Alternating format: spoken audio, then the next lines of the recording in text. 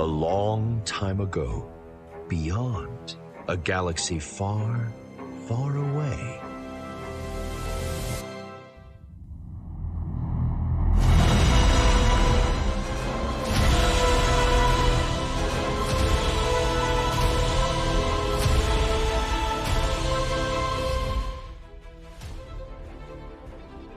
Star Wars, Missed Encounter, 1995, by Timothy Zahn, a short story which was originally published in Star Wars Adventure Journal, number 7. This is the origins tale of Mitth'raw'nuruodo, created and read by the Archivist Publishing.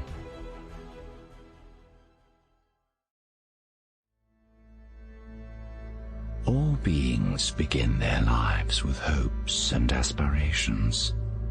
Among these aspirations is the desire that there will be a straight path to those goals. It is seldom so, perhaps never. A life path may change because of important decisions or events. Those were what drove my current path. But sometimes the smallest event can also drive a turn. But more often, the turns are mandated by outside forces. It was so with me. The memory is vivid, unsullied by age. The 5 admirals rising from their chairs as I am escorted into the chamber. The decision of the Ascendency has been made, and they are here to deliver it. None of them is happy with the decision. I can read that in their faces. But they are officers and servants of the Chiss, and they will carry out their orders. Protocol alone demands that. The word is, as I expected, exile. The planet has already been chosen. The aristocrat will assemble the equipment necessary to ensure that solitude does not quickly become death from predators or the elements. I am led away. Once again, my path has turned. Where it will lead, I cannot say.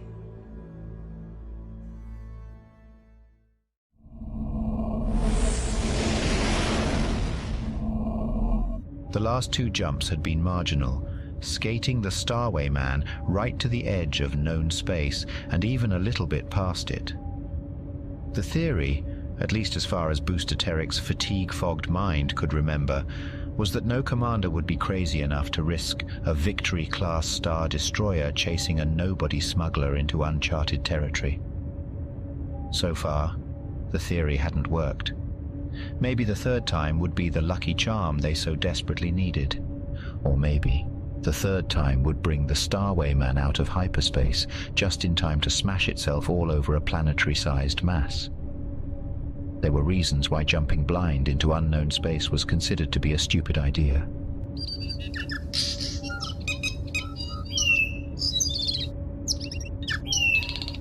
Beside Terrick, his Borlovian partner Lelulian gave a 5-tiered whistle.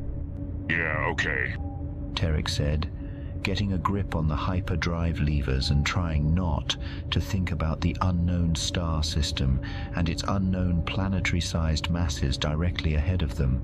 Let's see if maybe they were smart enough to give up this time. He pushed the levers forward, and the mottled sky of hyperspace faded into starlines and then into a starry sky. Directly ahead, the system's star was a tiny distant disk blazing with yellow-white light. Bracing himself, Terrick peered into the aft display, and with a flicker of pseudo-motion, the Star Destroyer appeared behind them. Terrick sighed, too exhausted even to swear. So that was that. He couldn't lose the Star Destroyer, he couldn't outrun it, and he's sure Az Minox couldn't outfight it. The options had squeezed down to surrendering or getting summarily blown to atoms. He could only hope that the latter option wasn't the only one the commander back there was interested in. Lululion gave a sudden three-tiered warble. You're kidding. Terek frowned, turning to look. Where? Lululion pointed out the canopy to the right with his beard feathers. It was a planet, all right, full-sized, close enough to its primary for adequate warmth, its fuzzy edge evidence of a reasonably thick atmosphere. And it was barely 10 minutes full-throttle flight away. Lululion warbled again. You got it, partner. Terek agreed, throwing power to the sublight engines and turning the Starwayman hard to starboard. They couldn't escape, outrun, or outfight their pursuers. Maybe they could hide from them.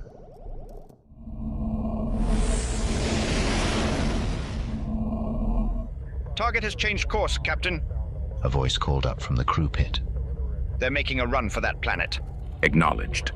Captain Voss Parck said through clenched teeth as he watched their quarry driving hard for planetfall. Of course, the smugglers were making for the planet. What other options did they have? He'd anticipated this move from the moment the strikefast had come out of hyperspace, and had already given orders to counter it. Orders which, inexplicably, had not yet been carried out. Lieutenant, what is keeping those TIE fighters? He barked toward the comm officer. Hangar Bay Control reports they're having trouble getting them released from their racks, sir. The officer said. They have 2 free. They only have 2 free? Park cut him off. What are they waiting for? Launch them! Yes, sir. Park stalked down the walkway, swearing viciously under his breath. Between sky-headed techs, who insisted on continually redesigning perfectly workable equipment, and rule-bound officers who didn't have the brains to modify standard launch order procedure. When necessary, the entire fleet was sliding straight into the dump tubes. But that would be changing soon. Barely a week earlier, the news had reached the Outer Rim that Chancellor Palpatine had declared himself Emperor of the newly restructured Empire, and had personally committed himself to taking charge of this mess. Some of the ranking officers of the fleet had already gone on record expressing reservations about the whole situation. For himself, Park had no doubt that Palpatine and his visionary politics would soon whip things into shape. A movement off the starboard bow caught his eye. The 2 TIE fighters finally heading out in their belated pursuit of the smugglers. He looked back at the quarry ship, did a rapid mental calculation. Tell Hangar Bay Control to get the rest of those TIEs in space. He ordered the comm officer. The quarry is going to make it down before these 2 catch up. Now we're going to have to smoke them out. But smoke them out he would. That ship was carrying cargo, he suspected, for one of the small but noisy resistance groups that had been springing up lately in opposition to Palpatine's new order. The location of that group would be a fine prize to present to the new Emperor, and he and the strikefast had not come all the way out here into unknown space, only to lose that prize.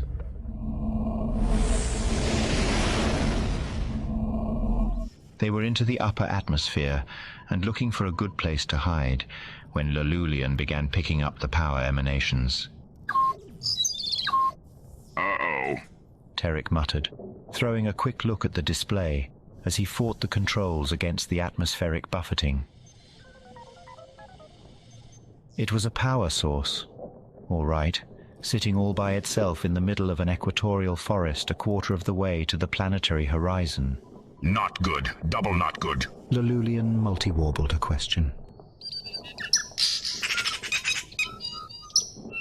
Because it's just the right size for a small base power generator, that's why. Terek told him.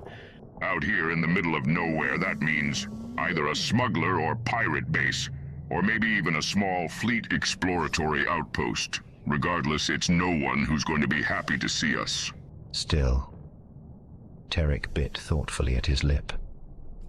Those 2 fighters behind them were getting closer by the minute. Even if he ran the Starwayman to ground, right now, they would be able to lock onto the ship's power plant before he could shut everything down. But if he ran past that other power source first, there was a chance it would baffle the pursuer's sensors just enough to let him slip away without his landing being pinpointed. It was worth a try. Anyway, Hang on. I'm changing course. He warned Lalulian, throwing the Starwayman into a flat sideways slip. You got the triad online yet?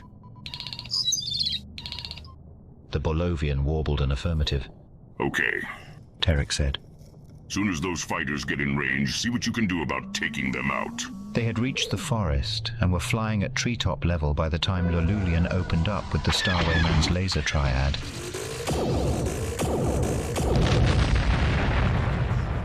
And it was quickly apparent that the pursuing TIE fighters hadn't spent nearly enough time in atmospheric combat training.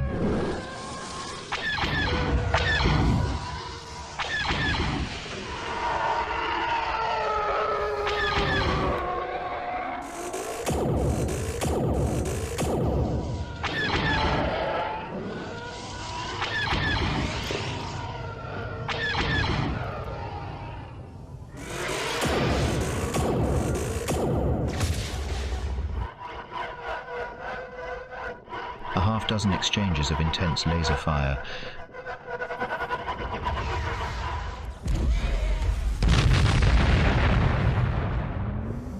And Lalulian warbled a seven-tiered whistle of triumph.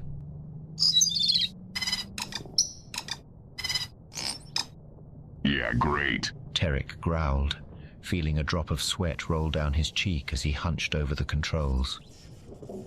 One of the TIE fighters was already a blazing mass of rubble in the forest far behind them, and the other was spinning out of control 100 meters to starboard, rapidly heading downward toward the same oblivion. But the Starwayman had taken some damage, too, and they were almost to the unknown power source dead ahead. The inhabitants there were surely alerted to the approaching ships by now. If they weren't interested in receiving company, the third TIE fighter disappeared into the trees with a tremendous crash. And an instant later, the Starwayman was shooting over a small clearing. Terek caught a glimpse of a single small house, something that looked like a storage shed on one side and a pair of large metallic boxes on the other. And then they were past, over forest again, and heading for a rising line of crevice-pocked cliffs in the near distance. Lalulian warbled urgently. Give me a second, will you? Terek growled back, throwing the Starwayman hard to the left. I didn't forget we're going to ground. What, you want me to land right next to that place back there?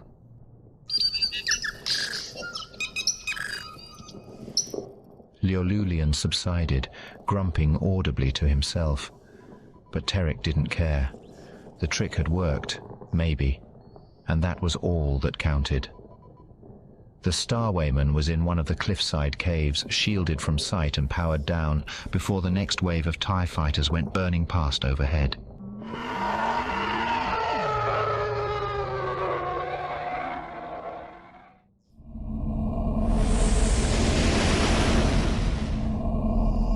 This is not.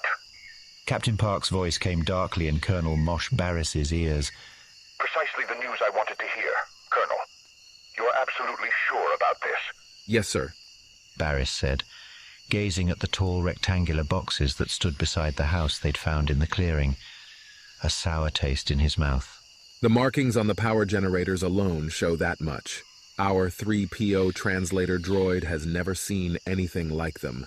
That doesn't necessarily prove anything. Parck persisted. These nearer edges of unknown space have surely been penetrated by the occasional trader or smuggler. This could easily be the home or retreat of such a human or known alien who just happened to pick up a couple of souvenirs along his way. That's possible, sir, Barris said. but I think it unlikely. The buildings themselves appear to have been constructed out of local materials, but a fair number of the contents are also of unknown origin. My guess is that we're looking at the survivor of a shipwreck here. Who then wandered off somewhere and died? Parck grumbled. Or else ran when he heard us coming, Barris said. We can't tell how long the place has been deserted. Either way, we're stuck with the fact that it's definitely an alien encampment. There was the faint hiss of a sigh in Barris's ears, a sigh, and the hint of a curse beneath it. And therefore stuck with the UAE orders. Yes, sir. Barris agreed, silently seconding the captain's curse. The unknown alien encounters section of the standing orders were a relic from the glory days of the Republic, when a new alien species was being discovered every other week, and the Senate was falling over itself in its eagerness to throw full membership privileges at every shaggy or lumpy creature a dreadnought or carrack cruiser happened to stumble across. The modern fleet had no business handling such chores, and even less interest in doing so, and the High Command had repeatedly said so.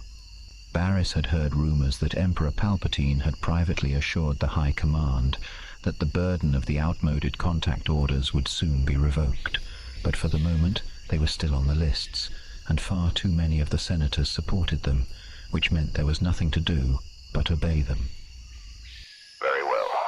Parck growled. Looks like you're going to be spending at least one night down there. Better have your men make themselves comfortable. I'll have a tech analysis team put together and sent down to take a look. Keep an eye out in case your castaway comes back. We will, Barris assured him. What about the smugglers? The TIE fighters are still looking for them. Parck said. If they haven't spotted the ship by the time you finish there, we'll switch to a ground search. Colonel Barris? An anxious voice cut in on the circuit. This is Lieutenant Cavern at the TIE fighter crash site, just west of the encampment. Sorry to interrupt, sir, but I really think you'd better come see this. Barris frowned across the clearing to where the lights of the search crew could occasionally be seen, illuminating the tendrils of evening mist that were beginning to waft through the trees. He wouldn't have pegged Cavern for the excitable type, but there'd been a definite queasiness in the man's voice. I'll be right there, he said. With your permission, Captain? Go ahead, Colonel. Parck said. We'll talk later. The reflection of the lights from the mist was somewhat deceptive, but it was still no more than a 3-minute walk from the edge of the clearing to the blackened slash where the TIE fighter had blazed to the ground, and its fiery death. A few more seconds in the air, Barris thought sourly, and there wouldn't have been anything left of the alien encampment for them to study. A pity. Cavern and 4 troopers were waiting as Barris reached them. The lieutenant's back was unnaturally stiff, the faces of the troopers grim beneath the brims of their black helmets. Lying in the grass at their feet was the limp form of the dead TIE pilot, his flight suit burned and torn. We found it right here, Colonel, Cavern said, gesturing down at the flight suit. Several meters away from the main wreckage. Take a look. Barris lowered himself to one knee beside the body. The helmet had been loosened from the neck of the flight suit, and the long front fastener opened, and the flight suit stuffed with... What in blazes? He demanded, frowning at it. It's grass, sir.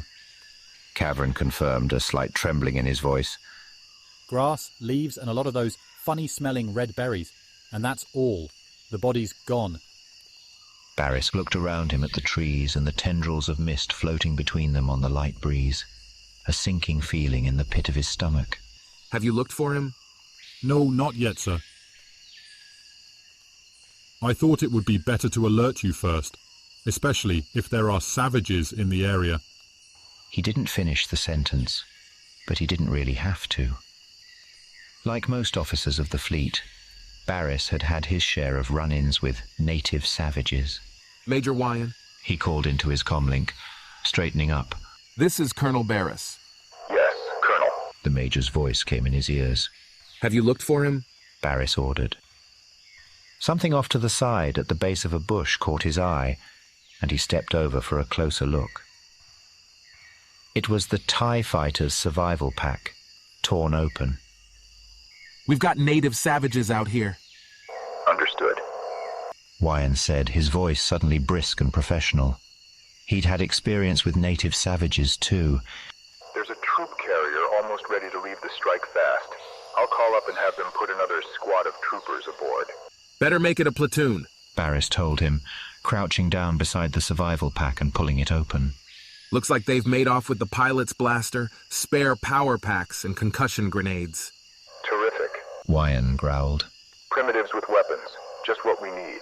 Maybe they'll be considerate enough to blow themselves to pieces before they get to us, Barris said, picking up the pack and standing up again. Wyan agreed. I'll get the security procedures started right away.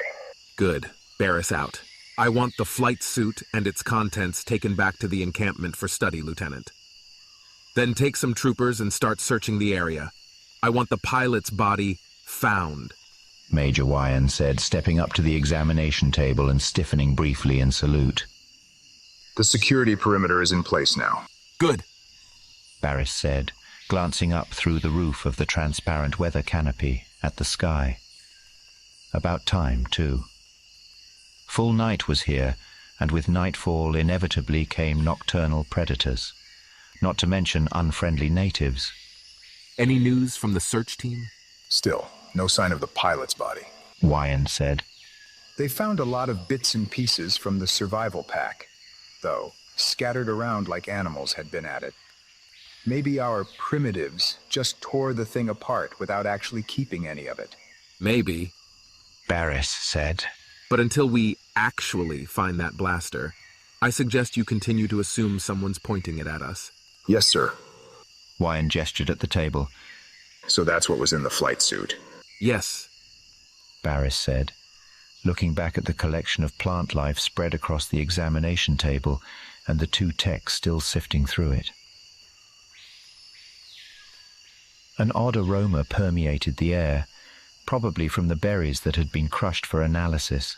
So far, it seems to be just local grass and leaves and those berries. Some kind of religious ritual. Maybe... And without warning, there was the flash and thunder crack of an explosion from behind them. Cover! Barris shouted, spinning around and dropping to one knee as he hauled out his blaster. Halfway to the edge of the clearing, a patch of grass was smouldering with the afterburn of the explosion. Beyond it, troopers were running toward the closest part of the sentry line, blasters drawn and ready. Someone flicked a searchlight on behind Barris, the brilliant light sweeping across the forest and lighting up the thickening tendrils of mist flowing between the trees. Barris followed the spot of light with his eyes, gripping his blaster tightly as he tried to glimpse the enemy who was attacking them, and was slammed to the ground as a second explosion came from practically right behind him. Colonel! He heard Wyan shout through the ringing in his ears. I'm all right, Barris shouted back, twisting around on his stomach. A masterfully direct hit. The collection of grasses and leaves on the examination table was burning brilliantly, the table itself canted noticeably by the blast. On the ground behind it, the two techs were flat on their stomachs, doing their best to squeeze themselves into the grass. The general comlink channel had come alive with terse orders and reports. Barris kept out of it, staying where he was and bracing himself for the inevitable third explosion. But the inevitable failed to happen. All perimeter troopers have checked in, Wyan reported a minute later, crawling closer to Barris's side. They're doing a complete search of the first 20 meters of forest, but so far there's nothing. Whoever they were, they seem to have gone. Considering no one apparently saw anything in the first place, the fact they don't see anything now is not a lot of comfort, Barris retorted, getting cautiously to his feet and brushing himself off with his free hand. It's getting pretty misty out there, Wyan said. Makes for poor visibility. Our natives don't seem to be having any trouble with it, Barris said pointedly. What in hell were those blasts anyway? They weren't powerful enough to be concussion grenades. I agree, sir, Wyan said. My guess is they were blaster power packs with the stern dowels pulled out. An odd feeling shivered down Barris's back. That doesn't sound like something savages would be able to figure out, he said. I know, Wyan agreed. You suppose our alien has come back? Barris stared out into the darkness of the forest. Or else our smugglers have. Wyan said thoughtfully. They're trying to scare us away, don't you think? Or else trying to get us running in circles. Barris keyed his helmet comlink for long range. Strike fast, this is Colonel Barris. Captain Parck here. Park's voice came immediately. What's happening down there? We were attacked, Barris told him. 2 explosions in the encampment, neither doing significant damage. The attackers? No sign of them so far. We're still searching. Maybe they lobbed the explosives in from a distance. Parck said. I'll have a wing of TIE fighters do a flyover. Stand by. Barris keyed off and stepped back to the examination table.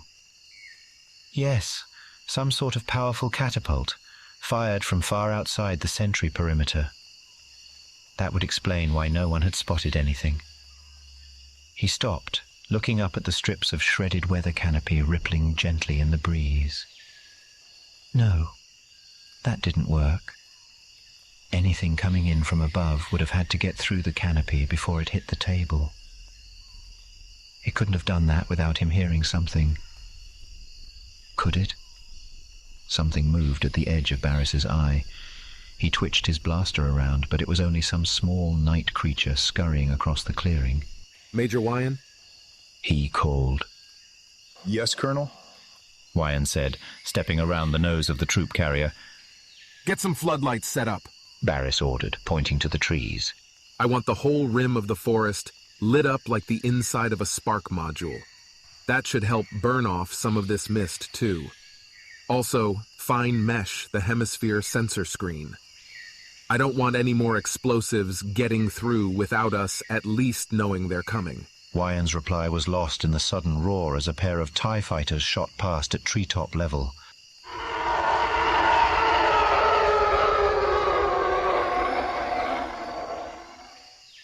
What? Barris asked. I was pointing out that there are a lot of avians and avian-sized things flying around. Wyan repeated. Small ground animals, too. I nearly twisted my ankle stepping on one a minute ago. If we fine mesh the screen too far down, we'll have alarms triggering all night. Barris grimaced, but the Major was right. All right then, forget the fine meshing. He growled. Just get those lights. And suddenly, directly ahead, the nearest trees were silhouetted by a fireball erupting out of the forest in the distance. What the? Wyan barked. TIE crash. Barris snapped, viciously keying his comlink. Crash team to the troop carrier. Now! He had keyed off the comlink and was just starting to swear when the distant thunder of the crash rolled across the encampment. You have no idea what brought it down? Park's voice asked in Barris's ears. Not yet, sir. Barris said, his stomach churning with a simmering anger. The crash team just got back with the TIE fighter's recording rod and the pilot's body. Parck rumbled something under his breath. At least you got there before the natives had time to steal this one. No, sir, they didn't get the body this time. Barris said. But they did have time to ransack his survival pack. Again. The crash team found it torn open, and the contents scattered around, just like the last time. And no sign of the blaster, power packs, or concussion grenades? No, sir. For a long moment, there was silence on the channel, and Barris found himself gazing across the encampment at the forest. The floodlights he'd ordered had been set up just inside the clearing, bathing the forest in brilliance. Insects and night avians swarmed and buzzed through the area, clearly confused by the artificial daylight, the larger ones throwing quick-moving shadows against the trees. You're the man on the scene, Colonel, Parck said at last. But in my opinion, this has gone way beyond natives making a nuisance of themselves. Are you certain the smugglers aren't involved? I've been wondering that myself, Captain, Barris said. It could be there's something nearby they don't want us to find and are trying to pin us down here. That might explain the attacks themselves. Parck agreed. What about the flight suit stuffed with grass? Probably a feint, then, Barris said. Something to convince us that we were only dealing with native primitives. Unless we're dealing with both the smugglers and primitives. Parck suggested. That might. Just a minute. He interrupted himself. Colonel, did you examine the flight suit itself? Barris frowned. Now that you mention it, sir, I don't think so. We were more interested in the... Go look at it now. Parck cut him off. Specifically, check whether or not the comlink has been removed from the helmet. It took a couple of minutes to find where the techs had stored the suit. It took 10 seconds more to confirm that the comlink was indeed missing. Clever little snakes, Parck murmured when Barris had given him the news. One might even say inspired. What about the second flight suit? The one you just brought back to the encampment? It's being checked now, Barris told him, looking over to where Major Wyan and one of the troopers were going over it. Status, Major? The comlink is still here. Wyan confirmed. They must not have had time to remove it. Or decided not to bother. Barris pointed out. They could already eavesdrop on our comms. Not for long, they can't. Park said with grim satisfaction. I've ordered the circuit that comlink is on to be shut down. Yes, sir. Barris said, wincing. Bad enough that the smugglers had gotten away with their theft this long. But to have his commanding officer be the one to pick up on it. They must still be in the area. I'll get some patrols organized and try to smoke them out. There's no rush, Colonel. Park said. As a matter of fact, I'd rather you stay put until first light. Your sensors are going to be of limited use in a forest, and there's no sense exposing your men to ambush in the darkness. As you wish, Captain. Barris said, feeling his face warming. Good. Park said. We'll speak further in the morning. Good night, Colonel. Stay alert. Yes, sir. Barris said between clenched teeth. Good night, Captain. He jabbed the comlink off. Doesn't sound to me like the captain has a very high opinion of our troopers. Major Wyan said, coming up beside him. Can you blame him? Barris retorted. Under the circumstances, I suppose not. Wyan conceded. What now? We make our smuggler friends very sorry indeed that they tangled with us, that's what. Barris growled. First thing I want you to do is double-check the security perimeter again. I don't want anything else getting through tonight. Yes, sir. And after that? Barris looked out at the brightly lit forest, a fresh surge of anger mixing with the humiliation in his stomach. No smuggler was going to make a fool of him, or if he did, he wasn't going to live to gloat about it. After that, you and I are going to sit down with the aerial survey maps, the long-range tracking data from the strike fast, and anything else we can get our hands on. And we're going to figure out how to find those smugglers.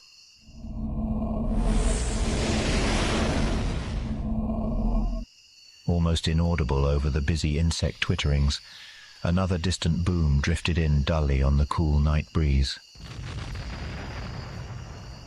Terrick paused in his work, cocking an ear toward the mouth of the cave and listening hard. It was the fourth such explosion in the past 5 hours, by his count, not counting that aircraft crash just after sundown. None of the blasts had sounded any closer to them than the first had. It was the Imperials, of course. But what in space were they playing at? A shadow moved silently against the starlight streaming through the mouth of the cave. Reflexively, Terrick reached for his blaster, relaxed as he saw it was only Lalulian. You see anything? He called softly.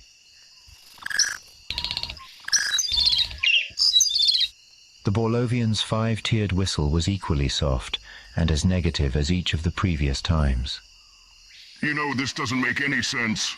None at all. Terrick complained, walking over to his partner's side and staring down at the misty forest below.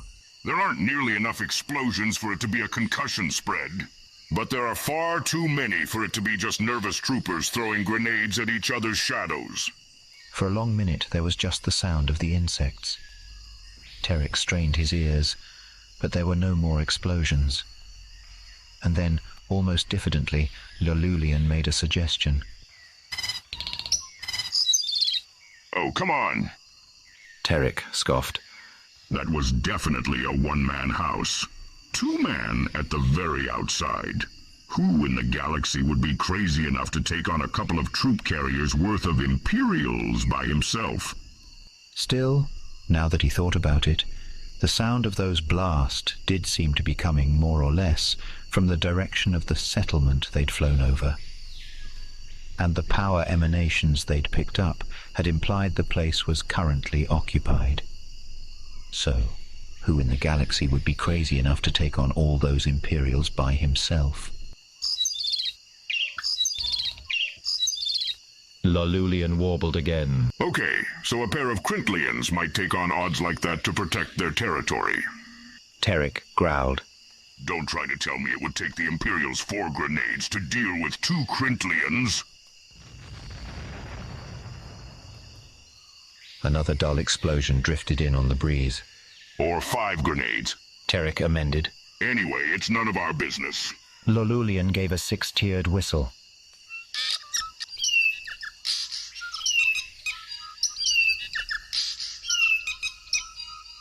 I said it's none of our business. Tarek insisted. You want to dodge a couple squads of Imperial troopers and try to contact whoever's out there, then be my guest. Me, I'm going to stay right here. The Borlovian reared his head back in surprise, his beard feathers stiffening. Don't look at me like that. Tarek snapped. I have nothing against picking up allies when it gains us anything. Only this time it doesn't. We're in unknown space, remember? Odds are this is some unknown alien we wouldn't even be able to talk to. And even if we could, who says he'd even want to join forces? Tarek spun around and headed back toward the Starway man. Besides, he said over his shoulder, all we really want from an ally right now is for him to keep the Imperials busy. And he's already doing that. Let's leave well enough alone and get this bucket of bolts ready to fly again.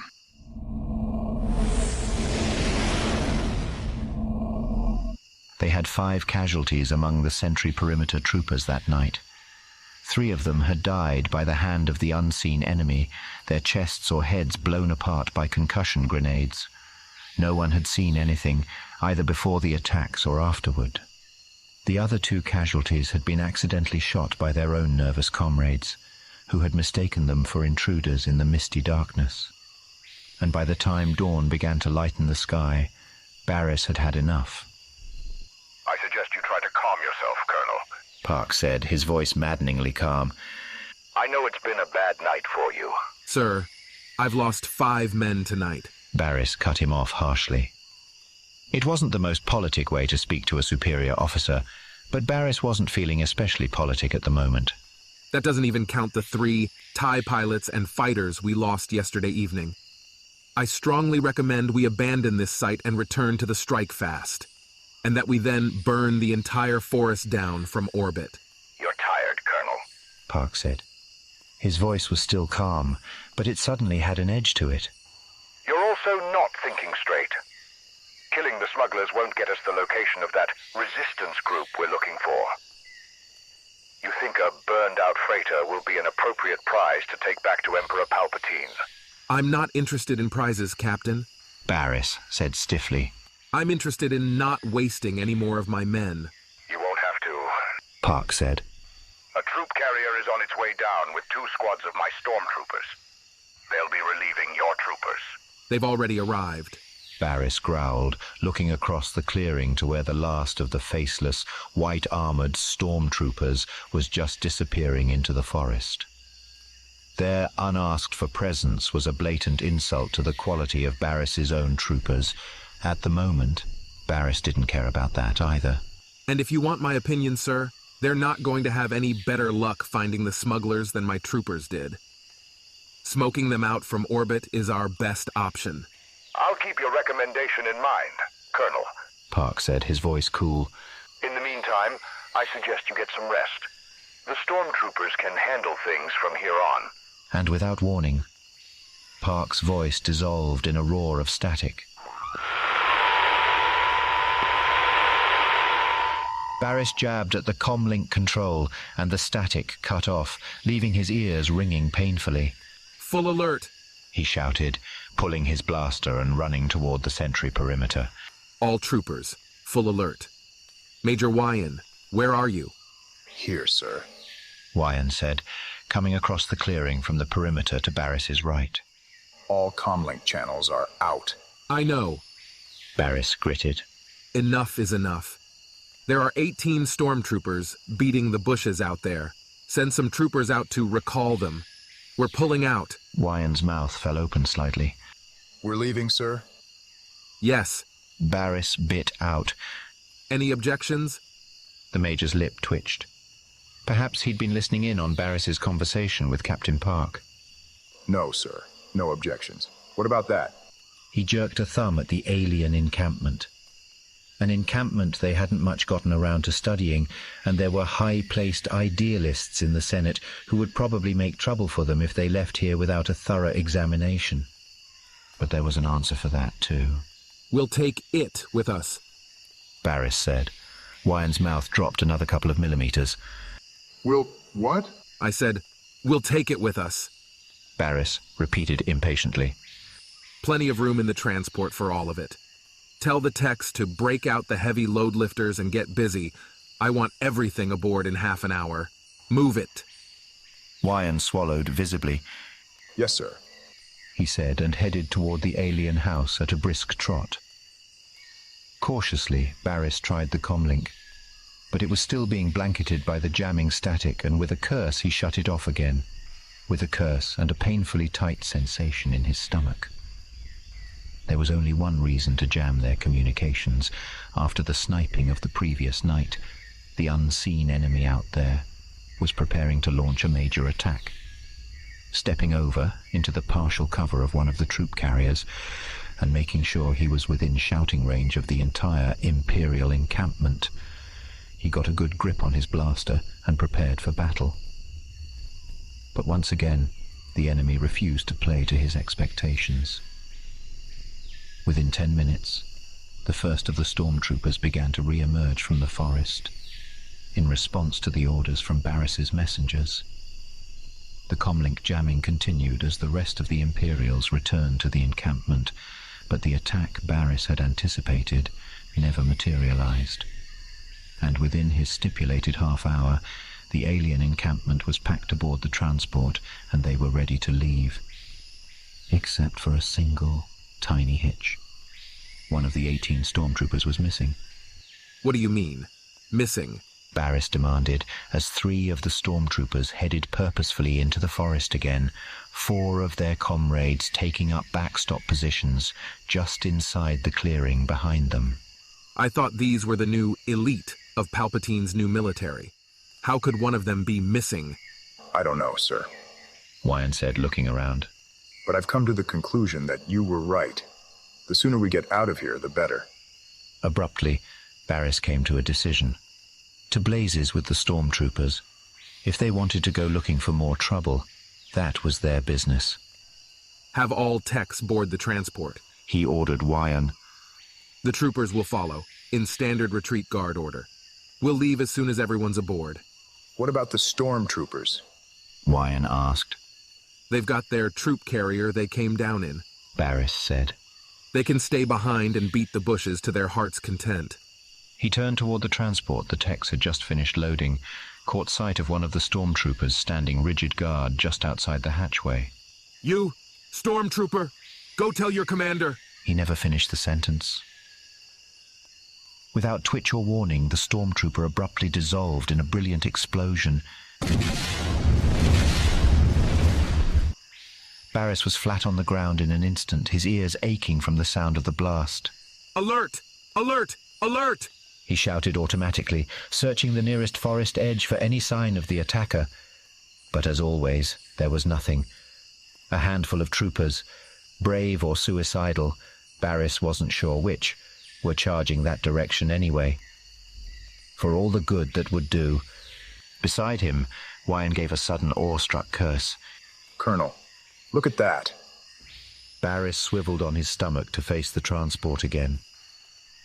The smoke of the explosion was clearing away, revealing that the ship itself had sustained only minor damage. Mostly cosmetic, in fact, and nothing that should interfere with flight operation or hull integrity. He lowered his eyes to the crumpled form of the stormtrooper and sucked in his breath in shock.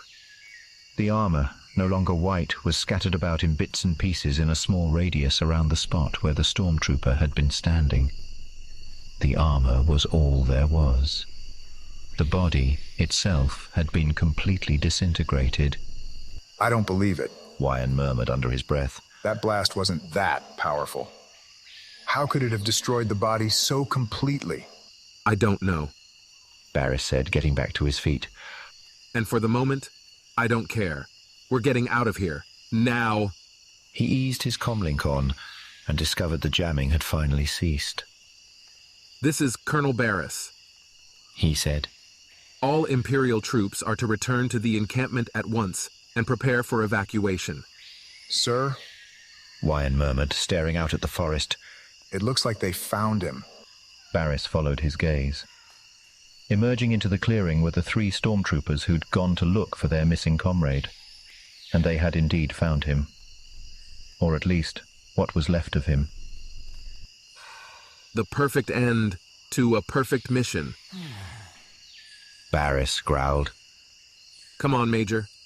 Let's get out of here.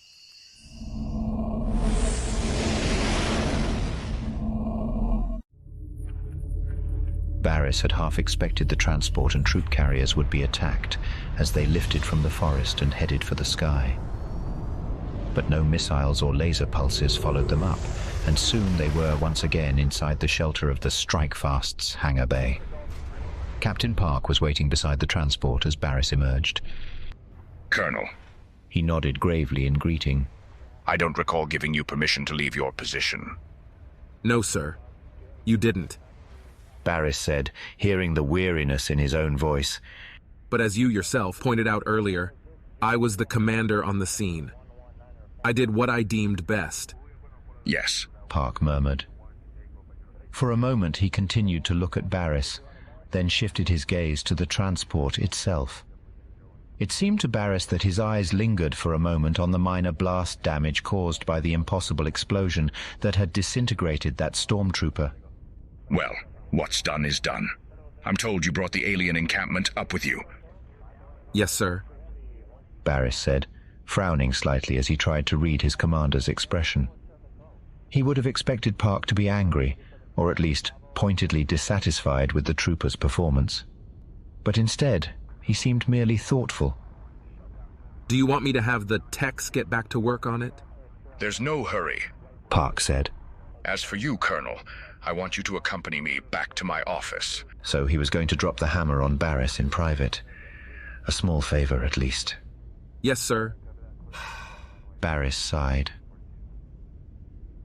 They left the hangar bay, but to Barris's surprise, they didn't go to Park's office. Instead, the captain led the way up to the hangar bay control tower, the lights of which had been inexplicably darkened. Sir? Barris asked as Parck stepped to the observation window. An experiment, Colonel, Parck said, gesturing to the man at the control board. Barris stepped to Park's side as the lights outside the observation window faded to nighttime levels.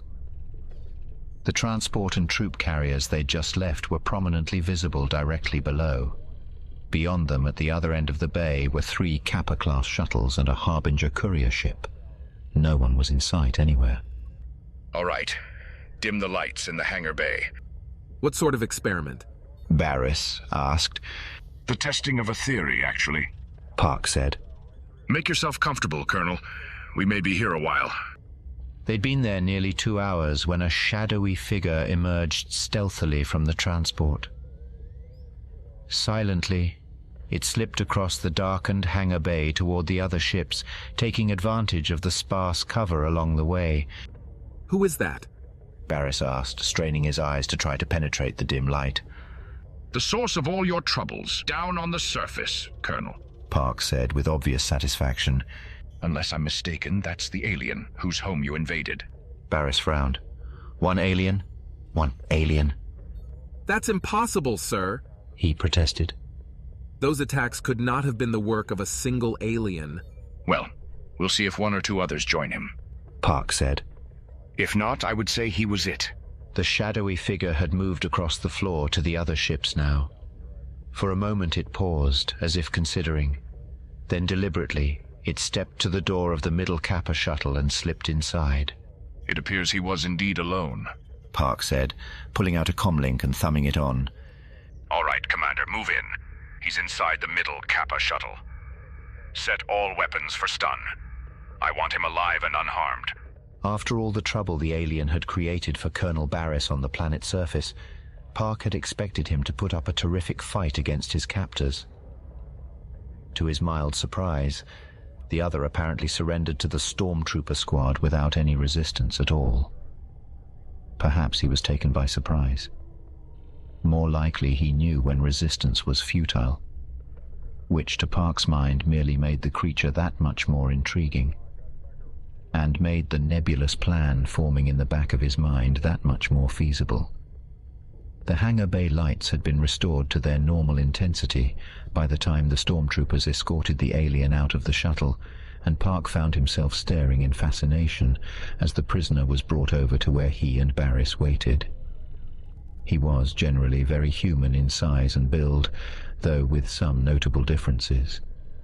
He was dressed in what appeared to be skins and furs, apparently handmade from the indigenous animals from the forest where he'd been living.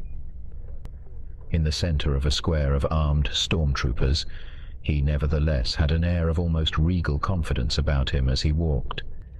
"Look at that," Barris muttered, a note of disgust in his voice as he gestured toward the alien. "Reminds me of those dirty Jawa things on Tatooine. You know, with those—" "Quiet, Colonel," Parck murmured as the alien and his escort came to a stop in front of him. "Welcome aboard, the Victory-class Star Destroyer Strikefast. Do you speak Basic?" His tone is deep, the words sharply clipped. For a moment the alien seemed to be studying him. "I speak some," he said. "Good," Parck said. "I'm Captain Parck, commander of this ship. What's your name?" The musculature of his throat relaxes partially, but not fully. Leisurely, the alien let his gaze drift around the hangar bay. Not like a primitive overwhelmed by the size and magnificence of the place, but like another military man sizing up his enemy's strengths and weaknesses. "I am called Mitth'raw'nuruodo," he said, bringing his eyes back to Parck. The muscles under his tunic stiffen slightly, and wrinkles return to his forehead. "Mitth'raw'nuruodo," Parck repeated, trying not to mangle the alien word and not succeeding all that well. "First of all, I want you to know that we did not intend to intrude on your privacy down there. We were chasing smugglers and happened upon your home. One of our standing orders is to study all unknown species we come across." "Yes, I am aware," Mitth'raw'nuruodo said. "So said also the Corellan traders who first contacted my people." The tension in his musculature decreases, but it is not entirely gone. Parck frowned. Corellan traders? "Must mean Corellians," Barris suggested. "Ah." Parck nodded. "Of course. I imagine dealing with them is how you learned Basic. What do you wish of me?" Mitth'raw'nuruodo asked. His eyes are strongly focused, his lips showing a small curve. "What do you wish of us?" Parck countered. His eyes narrow. "You went to a great deal of effort to inveigle your way aboard this ship. What did you hope to accomplish?" "If you plan to kill me, I would ask that it be done quickly," Mitth'raw'nuruodo said, ignoring the question. "We don't have to just ask you these questions," Barris put in harshly. "We have drugs and interrogation methods." His tone is deeper. The corners of his lips lift. His mouth opens slightly, revealing his teeth. His lips compress tightly before and after he speaks the word. "Enough," Parck said, cutting off Barris's tirade with an upraised hand. His face radiates extra heat. "You'll have to excuse Colonel Barris, Mitth'raw'nuruodo. You ran him and his troopers around in concentric rings down there, and he's not at all happy about that." The alien looked at Barris. He folds his arms in a crisscross pattern across his chest. "It was necessary," Mitth'raw'nuruodo said. "Why?" Parck persisted. His eyes narrow. "What did you hope to accomplish here?" "To return home." His eyes return to normal size. His vocal tone lowers in pitch. "You were shipwrecked?" "I was exiled." The word seemed to hang in the fume-scented air of the hangar bay. Fuller tone partially fades from his voice. "Why?" Parck asked into the silence. "The leaders and I disagreed," Mitth'raw'nuruodo said. Parck snorted under his breath, thinking about some of the louder members of the Imperial Senate. His eyes return to normal size. "Yes, we have the same problems with some of our leaders," he told Mitth'raw'nuruodo. "Perhaps we can help each other." The alien's eyes narrowed slightly. "Interesting. How?" "As you see, we have many starships. Parck said, waving a hand around the hangar bay. There's absolutely no reason why we couldn't provide you with what you need to get home. In exchange for what? I'll tell you in a moment. Parck said. First, though, I'd like to know exactly how you were able to outmaneuver all those troopers down there. His eyes narrow again. His tone returns to the lower pitch.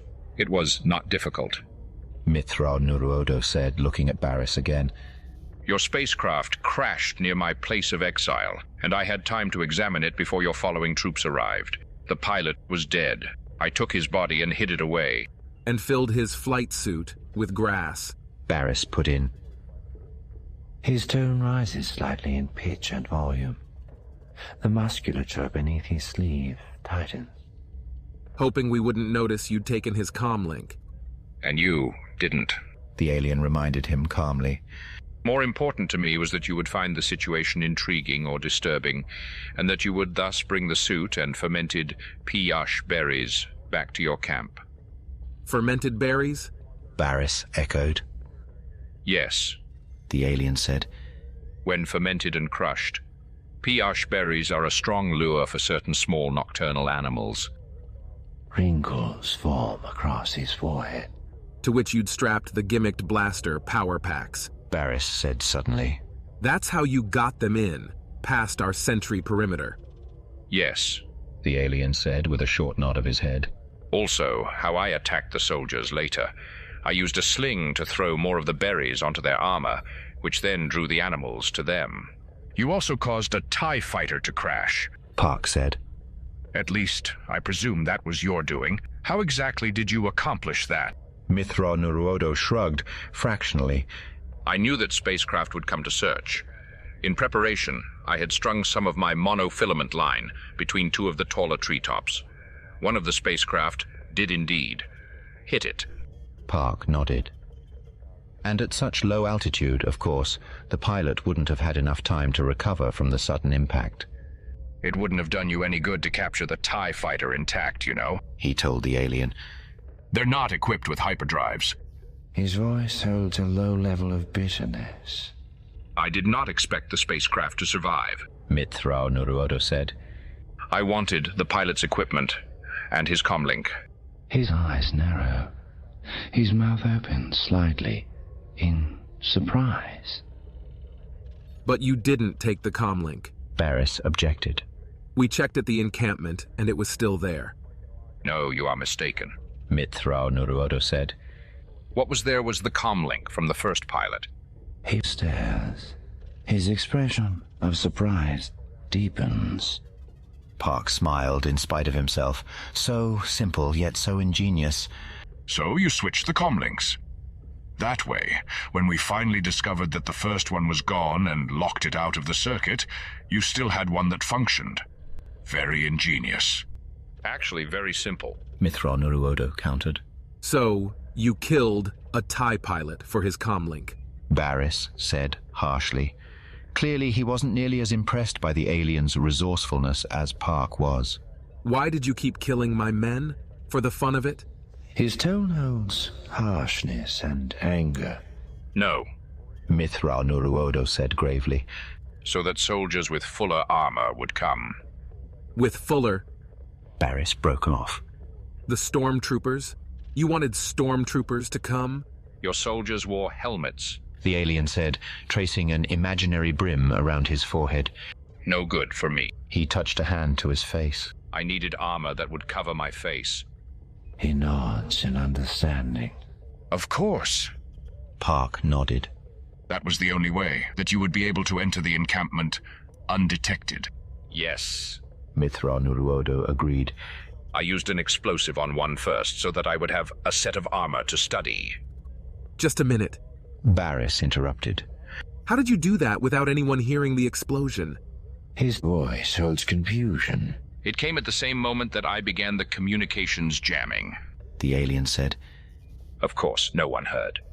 Which you accomplished using the comlink which you'd borrowed. Yes, Mitth'raw'nuruodo said. I studied the armor and found a way to kill the soldier inside without noticeable damage. I did so, then walked into the camp and went into the large ship. No one was yet inside. With small branches I had brought, I stood the armor upright and put it outside the doorway, with an explosive inside to destroy it. So that we wouldn't realize there were actually 2 missing stormtroopers. Parck nodded again. Again, ingenious. Finally then, where did you hide during the ride up? Inside the second power generator casing. Mitth'raw'nuruodo told him. It is nearly empty. I have been using it for parts, to keep the first one running. Parck cocked an eyebrow at him. Which implies you've been here for a while.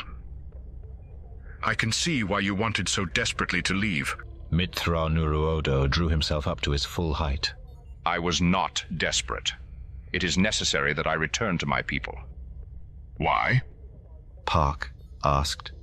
Again, the alien seemed to study him. His tone holds tension, but also understanding. Because they are in danger, he said at last.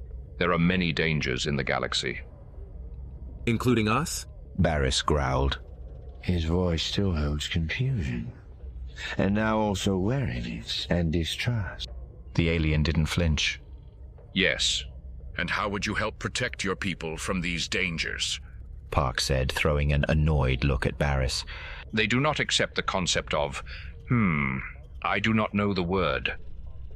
An attack made against an enemy before he attacks you. A preemptive strike, Parck supplied. Yes, a preemptive strike. Mitth'raw'nuruodo repeated. I alone of our warrior leaders accept this concept as being within the correct bounds of warfare. So he'd been a warrior leader then. Obvious now, really. And you think you can now persuade your people to accept this concept? I do not intend to try. Mitth'raw'nuruodo said calmly. I do not need their permission to fight on their behalf. He makes a snorting sound through his mouth. What? All by yourself? Barris said, his voice half incredulity and half sneer.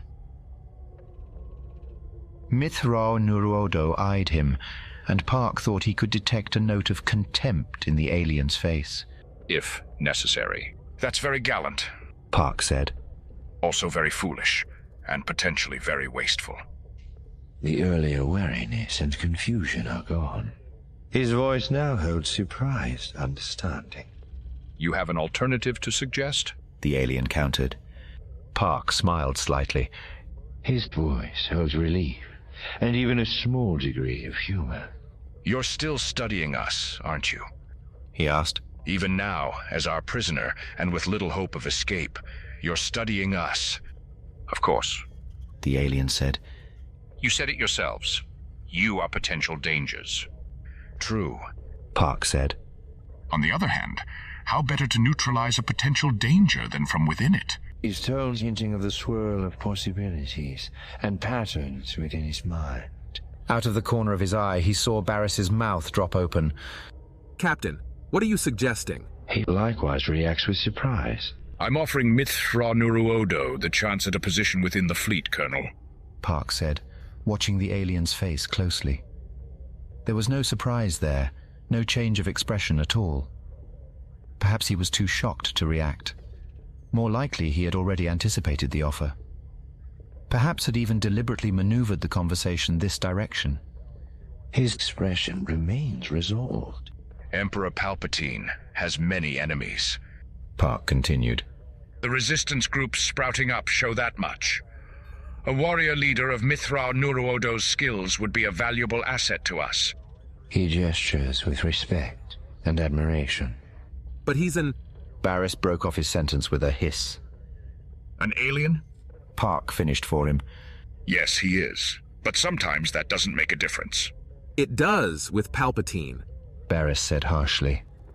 His arm and torso muscles are rigid. Not always. Parck lifted his eyebrows slightly. I'm willing to risk it, Mitth'raw'nuruodo. How about you? The benefit to you is clear, Mitth'raw'nuruodo said. What would be the benefit to me? For 3 seconds, he continues to stare. Then he turns back to me. Access to the fleet's files on aliens here at the Outer Rim, for one thing, Parck said. A chance to use your skills to seek out and neutralize threats to your people that might exist within the boundaries of the Empire. He shrugged. And who knows? Perhaps the Emperor would be willing to send you back here with a force strong enough to neutralize those other threats to your people that you mentioned. After all, a threat to your people would also be a potential threat to the Empire. His tone holds dry humor, with no bitterness or resentment. Mitth'raw'nuruodo's eyes flicked to Barris. And if I am not acceptable to your people? Then I give you my personal promise that I'll take you wherever you wish to go, Parck said. Sir, I strongly suggest you reconsider this, Barris said, his voice soft but urgent. The Emperor will never accept this creature. His tone rises slightly in pitch. His throat musculature still shows tightness. Parck smiled to himself.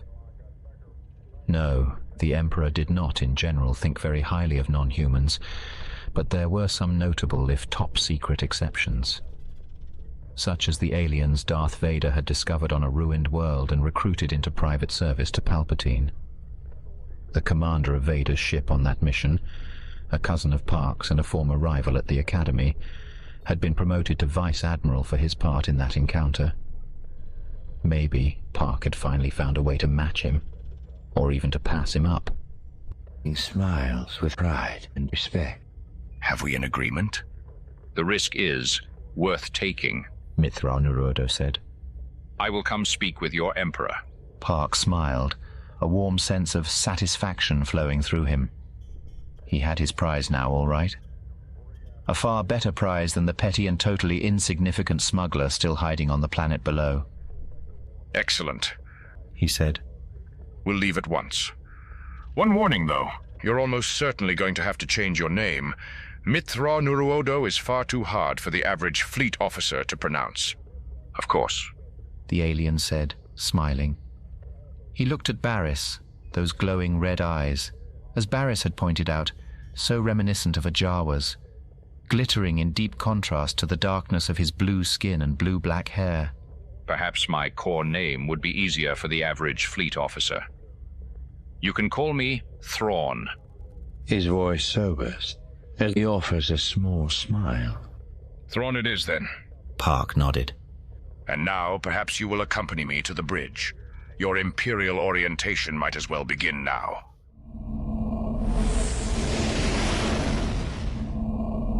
From the mouth of the cave, Lululian warbled urgently.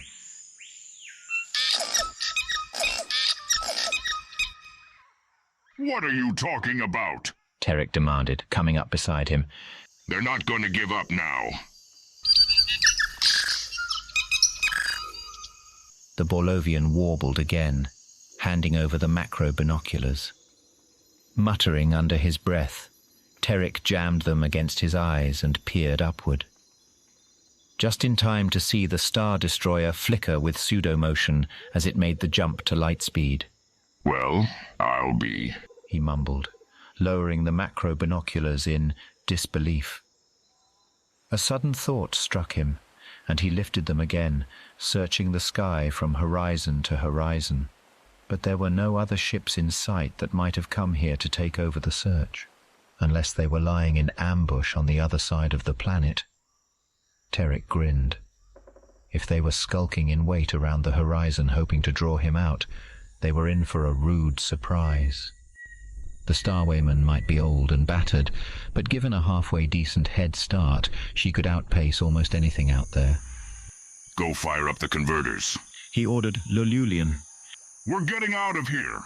The Borlovian warbled, first in disapproval of his partner's lack of empathy to the stranger's plight, and finally acknowledgement of his partner's orders as he headed into the cave.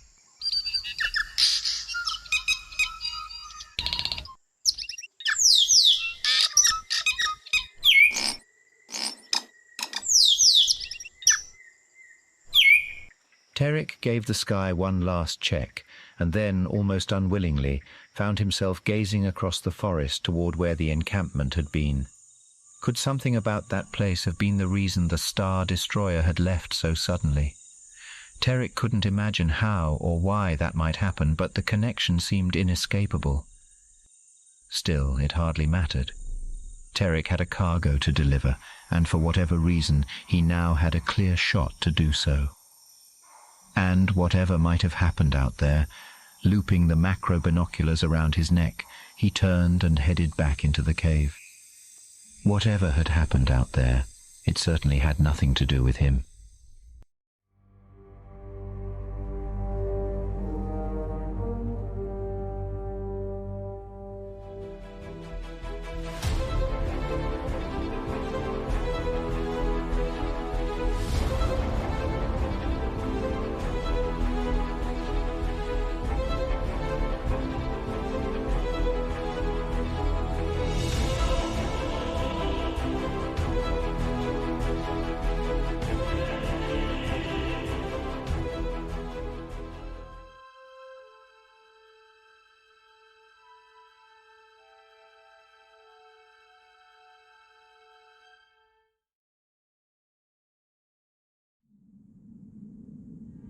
This book was developed 100% using artificial intelligence to generate realistic and familiar voices.